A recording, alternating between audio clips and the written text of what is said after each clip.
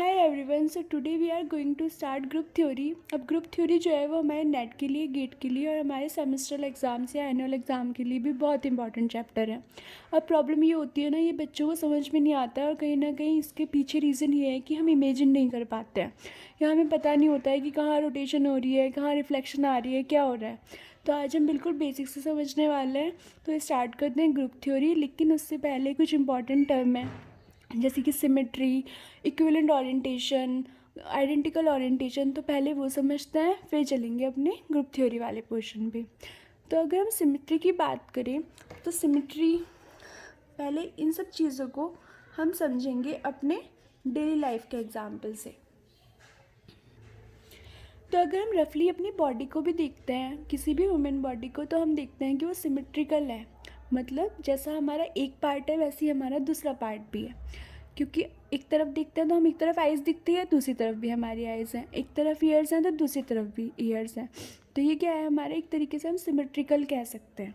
या फिर अगर हम देखें, जैसे मैंने कोई ये स्ट्रक्चर बना दिया, तो अगर मैं इसे बीच में से हाफ कर दूं तो मेरा ये जो ये वाला पार्ट है और मैं इसे ढक दूं तो क्या होगा, जो ये वाला पार्ट है वो बिल्कुल सेम इस वाले पार्ट की तरीके से दिख रहा है ना। तो हम कह सकते हैं कि ये कैसा है, हमारा सिमेट्रिकल है। और अगर हम बात करें तो जो एक फ्लावर की देखते हैं,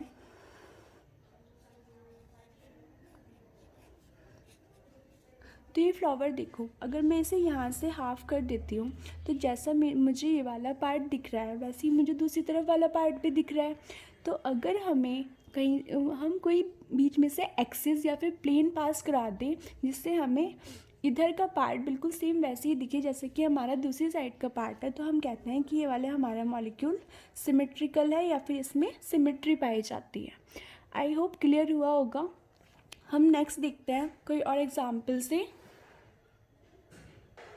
मेरे पास दो एग्ज़ाम्पल हैं। एक मैंने बना दिया कोई ऐसे करके, हमारा ये वाला ऊपर वाला एग्जाम्पल देख लेते हैं, और एक मैंने बना दिया कोई ऐसे करके स्ट्रक्चर बना दी।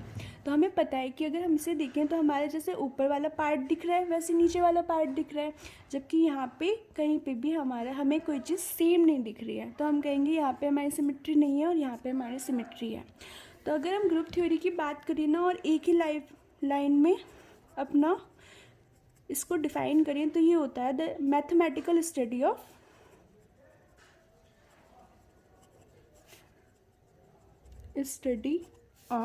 सिमेट्री।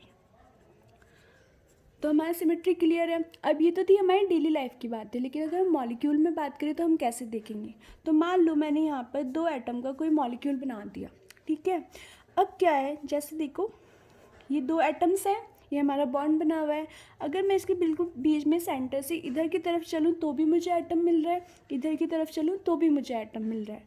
तो मुझे दोनों साइड एटम्स दिख रहे हैं ना, और सेम सेम से ही लग रहा है, इधर भी एटम है इधर भी एटम है, साइज़ भी इनका सेम है। तो हम क्या कह देंगे, ये हमारा कोई सिमेट्रिकल डाईएटॉमिक मॉलिक्यूल है।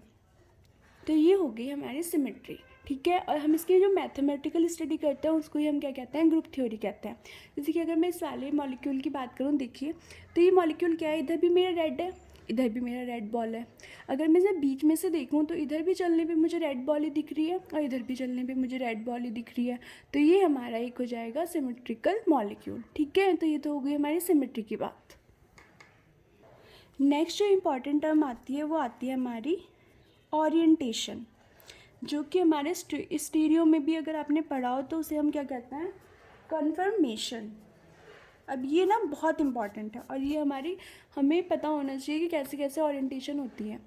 अब ओरिएंटेशन क्या है, ओरिएंटेशन ना मेनली होती तो बहुत टाइप से है बस, लेकिन हमें पढ़नी इम्पॉर्टेंट हमारे लिए कौन सी है, एक होती है हमारी इक्विवेलेंट और दूसरी होती है हमारी आइडेंटिकल, जो हमारी यूज़ की हैं। तो सबसे पहले तो बात कर लेते हैं ओरिएंटेशन ही क्या होती है।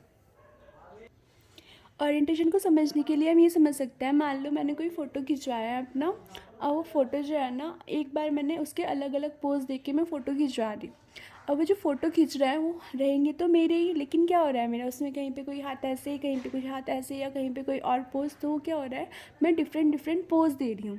तो जैसे अगर हम बात करें, जैसे मेरा ये H2O मॉलिक्यूल है, अब मैं क्या कर सकती हूँ, इसे रोटेट करा सकती हूँ ना, या मैं रोटेट इसे ऐसे करके भी करा सकती हूँ, इसे मैं रोटेट ऐसे करके भी करा सकती हूँ, ठीक है।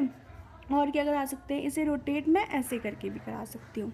तो है तो ये मेरा H2 मॉलिक्यूल ही, लेकिन इसमें रोटेशन करने से मुझे डिफरेंट डिफरेंट इसकी स्ट्रक्चर्स मिल रही है ना, डिफरेंट डिफरेंट इसके पोज मिल रहे हैं, तो इनको ही हम क्या कहते हैं, ओरिएंटेशन, कि हम उससे किस तरीके से रोटेट करा रहे हैं, किस में कोई प्लेन डाल के देख रहे हैं, तो हमें इसके डिफरेंट डिफरेंट पोजेस मिल रहे हैं। तो अगर अब ये इंपॉर्टेंट क्या होते हैं, ये तो हमारे पास बहुत सारे पोज हो सकते हैं, मैं इसे और भी तरीके से रोटेट करा सकती हूँ, लेकिन इंपॉर्टेंट हमारे पास दो ही टाइप की ओरिएंटेशन होती है, एक इक्विवेलेंट और एक आइडेंटिकल। तो इक्विवेलेंट और आइडेंटिकल समझने के लिए हम ये देखते हैं, मैंने अपना H2 मॉलिक्यूल कंसीडर कर लिया। देखो दोनों हाइड्रोजन आइटम सेम है, ये हमारा ऑक्सीजन है, इसको समझने के लिए मैंने H को दे दिया H1 और दूसरे H को दे दिया H2। अब अगर मान लो मैंने इसे रोटेट करा है, ठीक है, अब अगर मैंने इसे रोटेट मान लिया, हम इसे क्या कर रहे हैं, स्टैंडर्ड ओरिएंटेशन मान रहे हैं, क्योंकि हमें देखना तो यही पड़ेगा ना कि एक स्टैंडर्ड तो मानना पड़ेगा, उसी की तरफ देखना पड़ेगा कि हमारा कहाँ जा रहा है मॉलिक्यूल।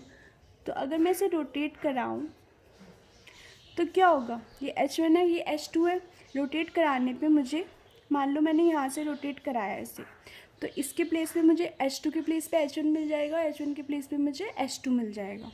तो यहाँ पे H2 आ गया, यहाँ पे H1 आ गया। तो अगर हम एटम की बात करें तो एटम के प्लेस पे एटम ही मिला है हमें रोटेशन के बाद, तो ये हो जाएगी हमारी, इसको कह देंगे इक्विवेलेंट ओरिएंटेशन। अब अगर मैं इसे दोबारा रोटेट करा दूँ तो हमें क्या होगा, फिर से यहीं से रोटेट करा रही हूँ, फिर से हमें ऐसे रोटेट करने पे फिर यहाँ पे H1 और फिर यहाँ पर H2, तो ये हो जाएगी हमारी, देखो H1 के प्लेस पे हमें वापस H1 मिल गया जो हमारे स्टैंडर्ड कॉन्फ़िगरेशन थी, और H2 के प्लेस पे वापस H2 मिल गया है। तो इसको हम कह देंगे कि ये हमारी है आइडेंटिकल कॉन्फ़िगरेशन। तो आई होप आपको समझ में आया हो। अब हम देखते हैं अपने मॉडल से। ये मेरा H2O मॉलिक्यूल का मॉडल है, ठीक है, ये ऑक्सीजन, ये दोनों हाइड्रोजन एटम। मान लो मैंने इस पर क्या रख दिया, 1 लिख दिया, इस पर मैंने लिख दिया 2, सिर्फ डिस्टिंग्विश करने के लिए, लिखा ही नहीं जा रहा, ठीक है, ये मैंने मार्क्स से बना दिया। अब मैंने क्या करा, मैंने इसे यहाँ से रोटेट कराया, ठीक है। तो देखो अब हमें नहीं पता चल रहा ना कि यहाँ पे जो मेरा H1 और H2 लिखे थे वो यहाँ पर नहीं दिख रहे हैं, मतलब जो हमारे H1 और H2 थे वो बैक साइड की तरफ पहुँच गए हैं। तो हम इसे ऐसे दिखा सकते हैं कि ये हमारे सारे एटम्स बैक साइड पे चले गए, ठीक है।